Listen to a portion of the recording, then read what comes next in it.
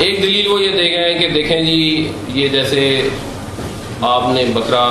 اگر کھانا ہے تب بسم اللہ پڑھتے ہیں تو حلال ہو جاتا ہے، بسم اللہ نہیں پڑھتے تو حرام ہوتا ہے۔ نکاح میں اور بدکاری میں بھی یہ کانٹریکٹ کا ہی فرق ہے۔ ہاں آپ صحیح کہہ رہے ہیں کہ یہ بھی وہی چیز ہے اور یہ بھی وہی چیز ہے اور ایک کانٹریکٹ کا ہی فرق ہے، لیکن دیکھیں اس میں بھی تو کانٹریکٹ کا ہی فرق ہوتا ہے۔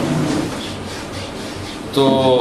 یہ کافی عجیب و غریب دلیل ہے، آئی ڈونٹ نو یہ اس طرح کی دلیل لوگ سوچ کیسے لیتے ہیں۔ مسئلہ یہ ہے کہ جو میاں بیوی کا رشتہ ہے اللہ تعالیٰ نے اس کو تخلیق کیا ہے اور وہ فی نفس سے ہی حلال ہے۔ ہمارے کھانے پینے کے لیے اللہ تعالیٰ نے جو مویشی ہمیں اجازت کی ہیں وہ فی نفس سے ہی حلال ہے، بنیادی طور پر وہ حلال ہے، لیکن اس کے اندر کچھ حرمت ہے جس کو حلال کرنے کا اللہ کے نبی نے ہمیں طریقہ سکھایا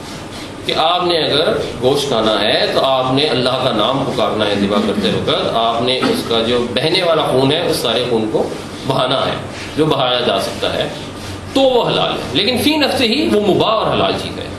سود جو ہے وہ فی نفس سے ہی حرام ہے، سود کو آپ بسم اللہ پڑھ کے حلال نہیں کر سکتے، بالکل اسی طرح جیسے آپ خنزیر کو بسم اللہ پڑھ کے حلال نہیں کر سکتے، وہ فی نفس سے ہی حرام ہے۔ تو یہ مثال اس کے ساتھ میچ نہیں کرتی۔ دوسری مثال وہ یہ دیتے ہیں کہ دیکھیں جی ہاں آپ کی بات ٹھیک ہے، یہ ہے تو اس میں مسئلے ہیں، اس میں غلطیاں بھی ہیں، لیکن یہ ہے کہ یہ کوشش کر رہے ہیں تو ایک دن ہم صحیح پروڈکٹ پر بھی پہنچ جائیں گے۔ تو ہم یہ کہتے ہیں کہ جی آپ یہ کوشش کرنے کے لیے غلط پروڈکٹ کو صحیح کر کے نہ پریزنٹ کریں، آپ صحیح پروڈکٹ بھی پریزنٹ کریں اور کوشش کرتے ہیں، اللہ تعالیٰ آپ کی کوشش میں برکت ڈال دے۔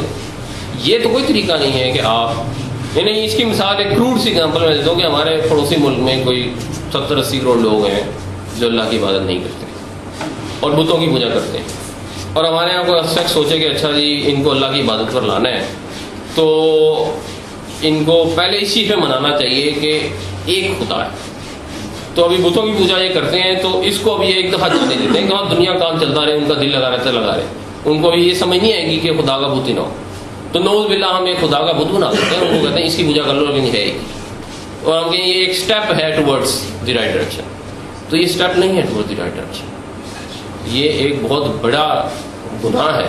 کہ کوئی شخص اس طرح کی بات سوچے۔ اسی طرح یہ بھی بہت بڑا گناہ ہے کہ ایک چیز اصل میں سود ہو اور آپ اس کو حلال کہہ کر اس کو پریزنٹ کرنے کی کوشش کریں اور ساتھ دل میں یہ مسرت محسوس کریں کہ ہم تو کوئی رائٹ ڈائریکشن اسٹیپ لے رہے ہیں، یہ قطعاً رائٹ ڈائریکشن اسٹیپ نہیں۔ تو یہ ہے جی، اور امپورٹنٹ چیز یہ ہے کہ یہ ڈسکشن کا مقصد آبویسلی کسی کو کرٹیسائز کرنا نہیں ہے، مقصد یہ ہے کہ ہم چیز کو سمجھیں کیا ہے۔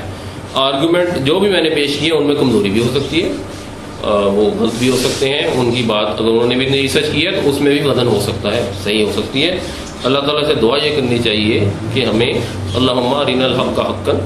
وارزقنا اتباعہ، ہمیں حق کو حق دکھائے اور اس کے اتباع کی توفیق عطا فرمائے۔